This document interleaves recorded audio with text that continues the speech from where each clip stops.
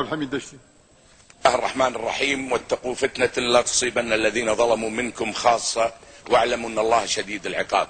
لانه زمن الفتنة استشهد بما قال امامي الامام علي بن ابي طالب عليه السلام: كن في الفتنة يا بني كابن اللبون، لا ضرع فيحلب ولا ظهر فيركب. ماني جاي انا ل 1400 سنة وعهد الخلافة. اليوم سوريا وطن عربي عزيز، واشقائنا السوريين دماءهم تسفك.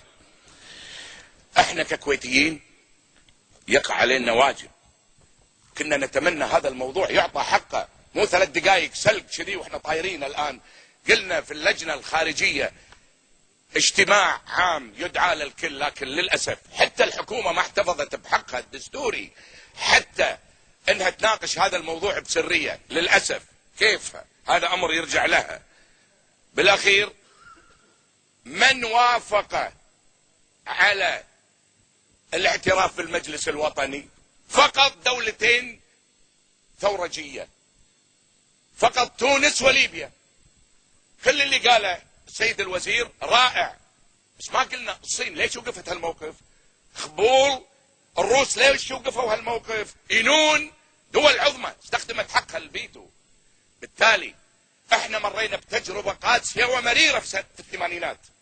الاخوة الزملاء الافاضل الابطال اللي قاعد اكرر واجسد موقفهم اليوم لما تصدوا للطاغية صدام المقبور انذاك اتهمهم الاغلبية والشارع. يتذكر السيد الرئيس هذا الموقف، والله يغفر له والد هذا الرجل الاخ محمد الصقر كان في وقتها في المجلس، والاخ عدنان عبد الصمد كان موجود. ثم بعد ان دفعنا الثمن الان نستذكر موقفهم. لا تتذكرون موقف عبد الحميد دشتي المدافع والغيور على وطنه على الكويت؟ شوفوا شي يقول الالمان، شي يقولون. شوفوا الدابي هذا، اذا عندكم وقت شغلوا الشريط.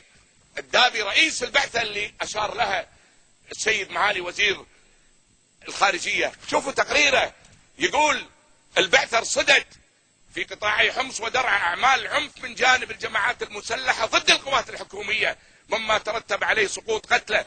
في حكي وايد، في سيديات وايد، في تضليل اعلامي. لو احنا كمسؤولين كويتيين الشعب تمنى، يجب ان نحرص ونحفظ امانتنا وقسمنا اللي اقسمنا عليه، لا نندفع ونكون احنا ثالث دولة. لهذا نطالب الحكومة برد التوصية وتأجيل موضوع الاعتراف في المجلس الوطني. خلنا نصير اخر الناس، مثل ما قلنا احنا في يوم من الايام اخر دولة من يطبع مع العدو الصهيوني. يجب ان نكون. شكرا لك دكتور حميد دشتي، شكرا لك. هاي